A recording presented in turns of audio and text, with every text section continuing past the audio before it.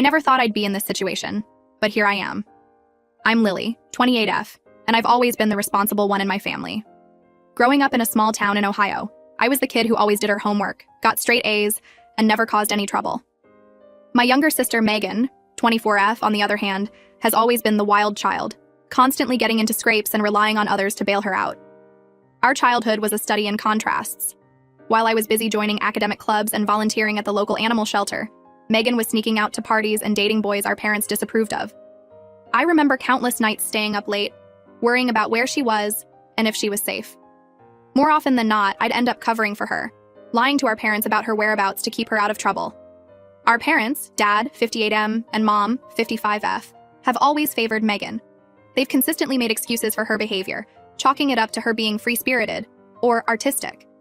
When she got caught shoplifting at 16, they grounded her for a week and then bought her a new phone to cheer her up. When she failed 3 classes in her senior year and almost didn't graduate, they hired expensive tutors and convinced the school to let her make up the credits over the summer. Meanwhile, I was left to fend for myself.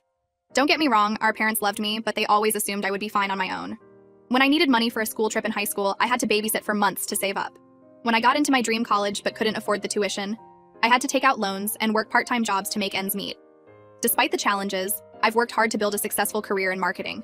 It hasn't been easy. I've spent countless nights working late, sacrificing my personal life in the process. I can't count the number of dates I've had to cancel or the friends I've lost touch with because of my dedication to my career. But I've always believed it would be worth it in the end. A few months ago, all that hard work finally paid off. I landed my dream job at a prestigious marketing firm in New York City. It's been my goal for years, ever since I interned at a small agency in Columbus during college and fell in love with the fast-paced, creative world of marketing. When I got the offer, I was over the moon. I remember jumping up and down in my tiny apartment, screaming with joy. The catch? I'd have to relocate from our hometown in Ohio to New York. It was a big move, but I was ready for it. I'd always felt a bit stifled in our small town, and the thought of living in the Big Apple was exhilarating. My family wasn't thrilled about it, but they seemed to understand how important this opportunity was for me. At least, that's what I thought at the time. Fast forward to last week. Megan announced that she's engaged to her boyfriend of 6 months, Tom, 26M. I was happy for her, but I couldn't shake the feeling that something was off. Tom has always seemed a bit shady to me. He's charming, sure, but there's something about him that doesn't sit right. He's always talking about get-rich-quick schemes and has a new business venture every other month. But I've kept my opinions to myself to avoid causing drama. Yesterday, Megan called me with what she called exciting news. She told me she's planning a destination wedding in the Bahamas for next month. I was shocked at how quickly she was moving, but I figured it was just Megan being her impulsive self. It wouldn't be the first time she's made a rash decision. I remember when she decided to drop out of community college after 1 semester to become a yoga instructor, only to give that up 3 months later when she realized how much work it would be. Then came the bombshell. Megan asked me to be her maid of honor, which I was touched by. But then she dropped the real reason for her call. She wants me to quit my job in New York and move back home to help her plan the wedding full-time. I was stunned. I tried to explain that I couldn't just quit my dream job that I'd worked so hard for, especially for a wedding that was happening in just a month. But Megan wouldn't hear it. She accused me of being selfish and not caring about her happiness.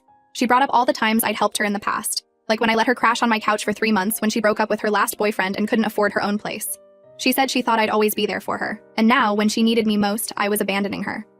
What's worse is that when I called our parents for support, they sided with Megan.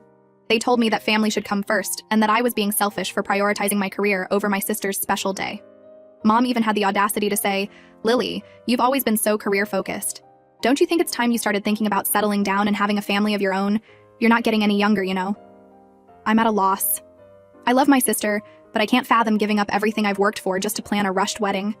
Am I being selfish? Should I sacrifice my career for my sister's happiness? I feel like I'm going crazy here. To make matters worse, Megan has started a smear campaign against me on social media, painting me as the heartless sister who cares more about her job than family. She's posted old photos of us together, captioning them with things like, "Remember when my sister used to care about me?" and "Guess blood isn't thicker than water after all." Some of our extended family members and mutual friends have started reaching out to me, telling me I should reconsider my decision. I'm standing firm in my decision not to quit my job, but the guilt and pressure are starting to get to me. I've always been the peacekeeper in the family, the one who smooths things over when Megan causes drama. This conflict is tearing me apart. I don't want to ruin my relationship with my sister, but I also can't throw away my career. I'm considering not attending the wedding at all, given the circumstances, but I know that would only make things worse. I'm stuck between a rock and a hard place, and I don't know what to do. The whole situation is bringing up a lot of old resentments and hurts.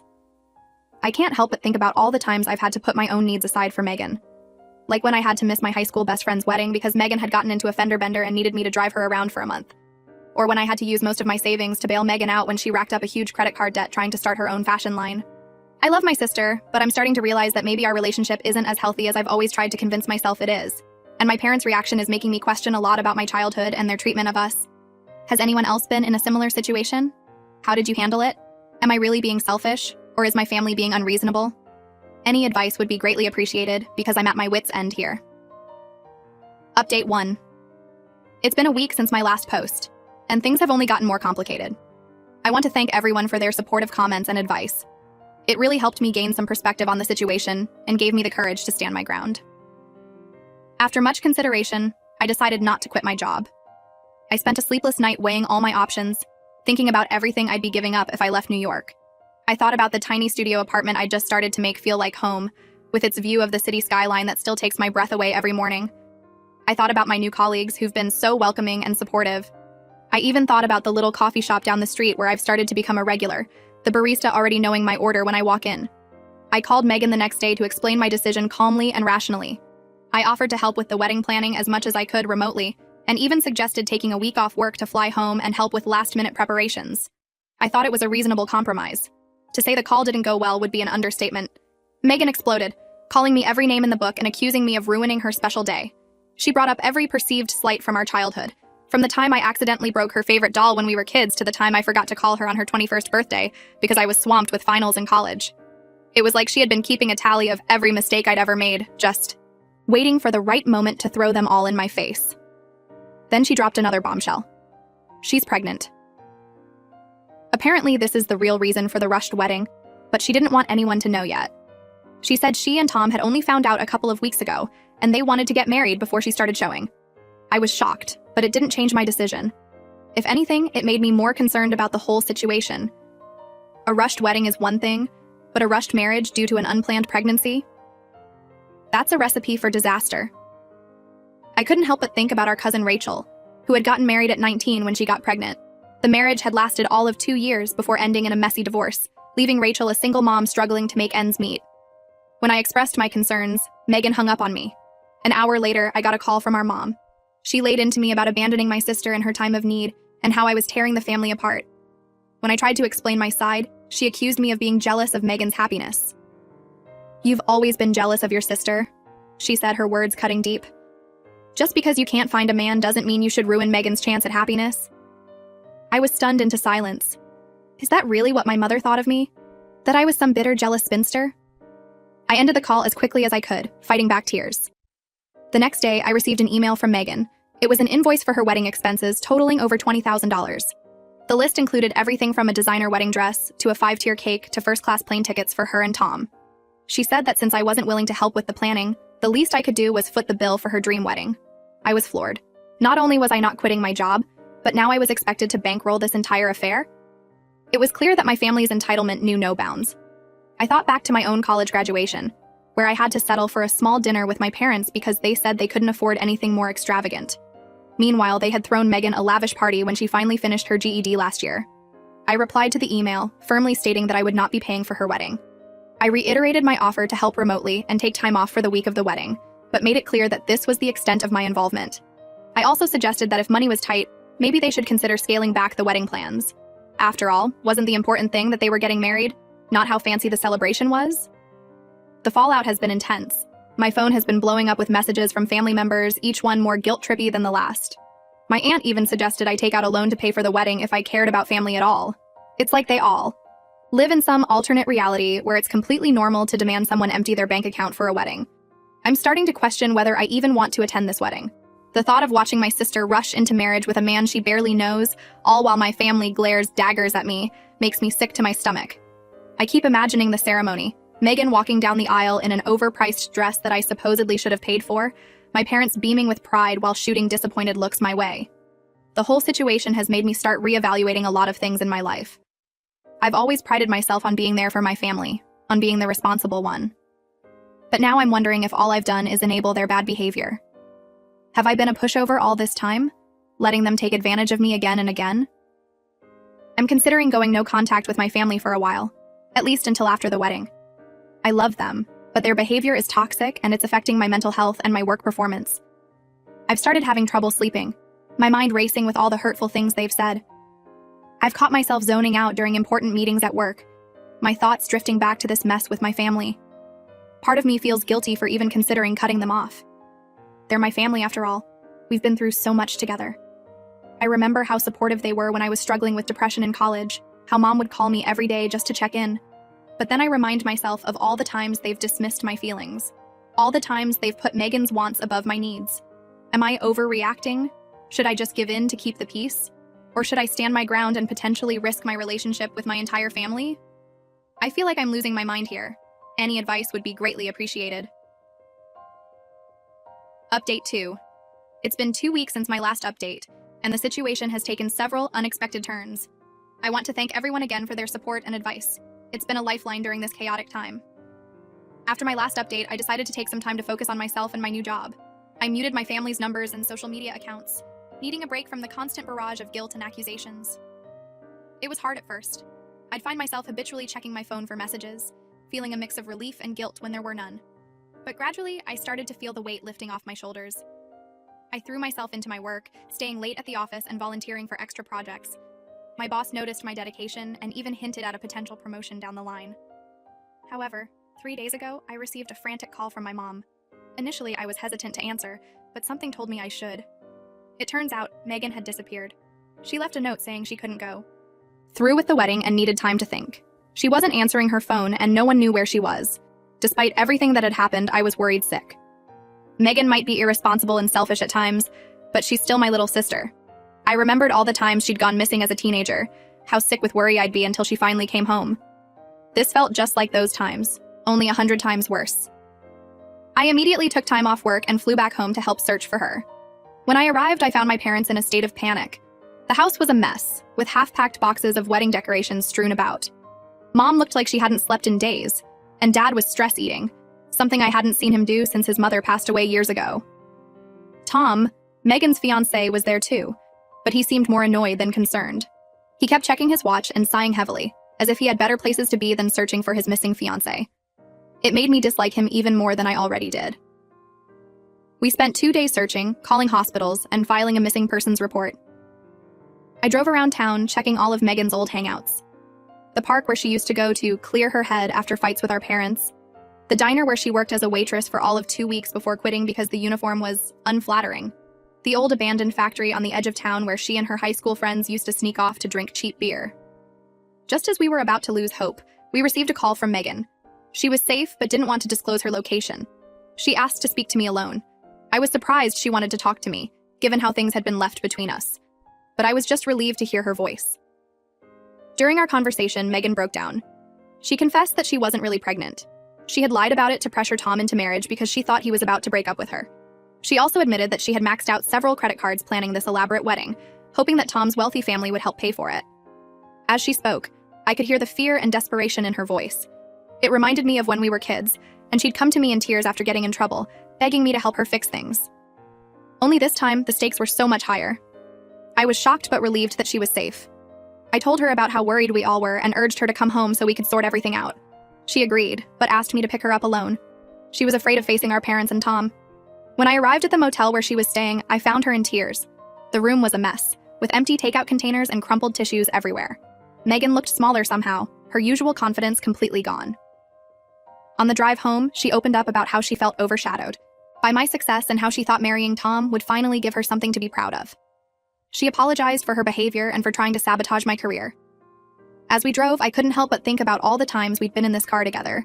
Road trips to the beach, late-night ice cream runs, me teaching her to drive on empty back roads.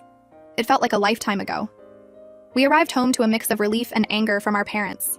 Tom had already left, leaving a note saying he was done with the crazy family drama. Megan was devastated but seemed to realize it was for the best. I couldn't help but feel a twinge of satisfaction that Tom had shown his true colors. Now we're left to deal with the aftermath. Megan is drowning in debt from the wedding expenses, our parents are furious about the lie, and I'm still trying to process everything that's happened. The house feels tense, with everyone walking on eggshells around each other. I've decided to stay in town for another week to help Megan start to get her life back on track.